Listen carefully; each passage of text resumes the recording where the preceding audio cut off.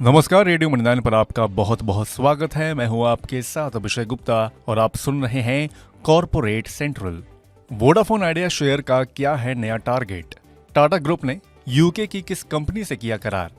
Adani enterprises ने capex में की कितनी कटौती, बताएंगे आपको। और इसके अलावा भी होंगी कॉर्पोरेट जगत से जुड़ी कई और बड़ी खबरें। तो चलिए फटाफट शुरू करते हैं corporate central. Telecom company Vodafone idea के शेयर आज 12 रुपए 85 पैसे तक उछल गया था। दरअसल इस कंपनी के 19.04 करोड़ शेयरों की बड़ी ब्लॉक डील हुई है, जिसकी वैल्यू 333.65 करोड़ रुपए आकी गई है। कारोबार की शुरुआत से पहले विदेशी ब्रोकिंग हाउस सिटी ने शेयर के लिए बुल केस में 25 रुपए का लक्ष्य दिया है। खबर के चलते आज शेयर करीब 3% चढ़कर 12 रुपए 75 पैसे पर बंद हुआ। एमसीएक्स के बोर्ड ने अंतरिम एग्जीक्यूटिव कमेटी बनाने को मंजूरी दे दी है। इस एग्जीक्यूटिव कमेटी का गठन एमडी और सीईओ का कामकाज देखने के लिए किया गया है, क्योंकि 9 मई को एक्सचेंज के एमडी और सीईओ का कार्यकाल खत्म हो रहा है। खबर के चलते आज एमसीएक्स का शेयर करीब आधा फीसद गिरकर 3,898 रुपए 50 पैसे के स्तर पर बंद हुआ। डिक्सॉन टेक्नोलॉजीज की सब्सिडियरी डिक्सॉन इलेक्ट्रो अप्लायंसेज ने नोकिया के साथ करार किया है। ये करार टेलीकॉम प्रोडक्ट्स के डेवलपमेंट और मैन्युफैक्चरिंग के लिए किया गया है। खबर के चलते आज डिक्सॉन टेक्नोलॉजीज का शेयर उठापटक वाले बाजार में भी करीब 1.5% की मजबूती के साथ 8,431 रुपए पर बंद हुआ। हालांकि इंट्राडे में शेयर 8,509 रुपए 95 पैसे तक भी उछल गया था। टाटा समूह की कंपनी टाटा एल्क्सी ने ब्रिटेन की आर्म होल्डिंग्स के साथ करार किया है। इस करार के तहत कंपनी आर्म्स के प्रोसेसर्स को एसजीवी सॉल्यूशंस मुहैया करेगी। खबर के चलते आज टाटा एल्क्सी का शेयर करीब आधा फीसद गिरकर 7,108 रुपए के स्तर पर बंद हुआ। अदानी ग्रुप की फ्लैगशिप कंपनी अदानी इंटरप्राइजेस ने वित्त वर्ष 2024-25 यानी कि मौजूदा वित्त वर्ष के लिए अपने कैपेक्स में 13% की कटौती की है। न्यू एनर्जी, ट्रांसपोर्ट और डेटा सेंटर जैसे कारोबार में शामिल कंपनी ने चालू वित्त वर्ष में 80,000 करोड़ रुपए का पूंजी निवेश करने की योजना बनाई है। इससे पहले दिसंबर तिमाही में कंपनी ने वित्त वर्ष 2024-25 के लिए 92,000 करोड़ रुपए के कैपेक्स यानी कि क्षमता विस्तार खर्च की बात कही थी। खबर के चलते आज अडानी इंटरप्राइजेस का शेयर करीब 1% की बढ़त के साथ 2,862 रुपए पर बंद हुआ। पिछले एक साल में यूपीआई मार्केट में पेटीएम का ट्रांजैक्शन वैल्यू के आधार पर मार्केट शेयर करीब 5% घट गया है। अप्रैल में पेटीएम का यूपीआई मार्केट में शेयर घटकर 8.4% रह गया, जो एक साल पहले 13.3% था। हालांकि पेटीएम के संकट में फंसने से दूसरी कंपनियों को फायदा हुआ है। पेटीएम का मार्केट शेयर घटने के बाद 49% के मार्केट शेयर के साथ फोन पे यूपीआई मार्केट में लीडर है। खबर के चलते आज पेटीएम का शेयर लगातार तीसरे दिन 5% के निचले सर्किट पर 317 रुपए 15 पैसे के रिकॉर्ड निचले स्तर पर बंद हुआ। टाटा ग्रुप की एयरलाइंस एयर इंडिया एक्सप्रेस के कई कर्मचारी हड़ताल पर चले गए हैं।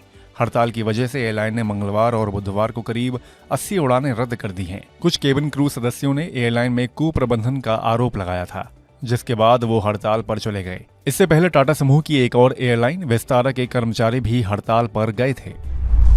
नमकीन और मिठाई बेचने वाली रिटेल चेन हल्दीराम्स पर दुनिया की कई प्राइवेट इक्विटी कंपनियों की नजर है। एक रिपोर्ट के मुताबिक 3 प्राइवेट इक्विटी कंपनियां ब्लैकस्टोन, टेमासिक होल्डिंग्स और बेन कैपिटल हल्दीराम में बड़ी हिस्सेदारी खरीदने की दौड़ में शामिल हैं।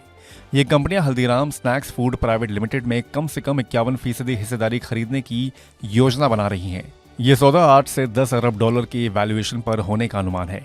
अगर ये सौदा हुआ तो भारत के कंज्यूमर सेगमेंट में सबसे बड़ी पीई डील्स में से एक होगी। बजाज हाउसिंग फाइनेंस और बजाज फाइनेंस ने एक ही दिन में बॉन्ड्स के जरिए रिकॉर्ड 12,000 करोड़ रुपए से ज्यादा की रकम जुटाई है। बजाज हाउसिंग फाइनेंस ने 8.10% ब्याज दर पर 3 साल के बॉन्ड के जरिए 3,000 करोड़ रुपए और 8.05% ब्याज दर पर 5 साल के बॉन्ड्स के माध्यम से 1,500 करोड़ रुपए कंपनी ने जुटाए हैं, यानी कुल 4,500 करोड़ रुपए जुटाए गए हैं। खबर के चलते आज बजाज फाइनेंस का शेयर करीब 1% गिरकर 6,805 रुपए 90 पैसे के स्तर पर बंद हुआ। सरकारी कंपनी आरएसी का शेयर आज 7% से ज्यादा उछलकर 543 रुपए 40 पैसे तक उछल गया था। कंपनी के मैनेजमेंट ने आरबीआई की ओर से प्रोजेक्ट फाइनेंसिंग पर जारी ड्राफ्ट गाइडलाइंस पर सफाई देते हुए कहा है कि इसका असर सरकार की गारंटी वाले लोन्स पर नहीं होगा, क्योंकि कंपनी के कई सारे लोन को राज्य सरकारों की गारंटी का सपोर्ट है। इस तरह नई गाइडलाइंस का प्रोजेक्ट फाइनेंसिंग कारोबार पर बुरा प्रभाव नहीं पड़ेगा। कारोबार की समाप्ति पर शेयर करीब 5.5% चढ़कर 534 रुपए 50 पैसे पर बंद हुआ। आदित्य बिरला ग्रुप की कंपनी हिंडाल्को की ओर से अपनी नोवेलिस का आईपीओ लाने की खबरें हैं। एक रिपोर्ट के मुताबिक कंपनी की ओर से नोवेलिस के लिए 18 अरब डॉलर के वैल्यूएशन की मांग की जा सकती है। खबर के चलते आज हिंडाल्को का शेयर 2.25% की मजबूती के साथ 633.90 के स्तर पर दिन की ऊंचाई के करीब बंद हुआ। चौथी तिमाही के नतीजों के साथ बजाज कंज्यूमर के बोर्ड ने टेंडर रूट के जरिए 290 रुपए के भाव पर 166.49 करोड़ रुपए के शेयर बायबैक को भी मंजूरी दे दी है। इस प्रोसेस के जरिए कंपनी 57.41 लाख शेयरों का बायबैक करेगी। खबर के चलते आज बजाज कंज्यूमर का शेयर करीब 1.5% चढ़कर 261.40 पर बंद हुआ, क्योंकि इस बायबैक में कंपनी के प्रमोटर भी हिस्सा लेंगे। अब बात आईपीओ मार्केट की। इंडिजीन की आईपीओ को निवेशकों से शानदार रिस्पांस मिला है। आखिरी दिन ये आईपीओ कुल 70 गुना के आसपास भरकर बंद हुआ, जिसमें क्यूआईबी यानी कि संस्थागत निवेशकों का हिस्सा सबसे ज्यादा 197.55 गुना भरा। वहीं आज खुले टीबीओ टेक के आईपीओ को भी निवेशकों ने हाथों हाथ लिया। पहले दिन के अंत तक ये आईपीओ कुल 1.15 गुना भरा है, लेकिन आधार हाउसिंग फाइनेंस का आईपीओ पहले दिन केवल 0.43 गुना ही भर पाया। तो आज के कॉर्पोरेट सेंट्रल में बस इतना ही। ये पॉडकास्ट आपके लिए तैयार किया है हमारे सहयोगी संदीप ग्रोवर ने। बाकी बिजनेस, पर्सनल फाइनेंस और कॉर्पोरेट जगत से जुड़ी और खबरों के लिए सुनते रहिए रेडियो मनी 9 और डाउनलोड कर लीजिए हमारे मनी 9 ऐप को। हमेशा की तरह मैं हूं आपके साथ अभिषेक गुप्ता। अभी लेता हूं विदा। धन्यवाद।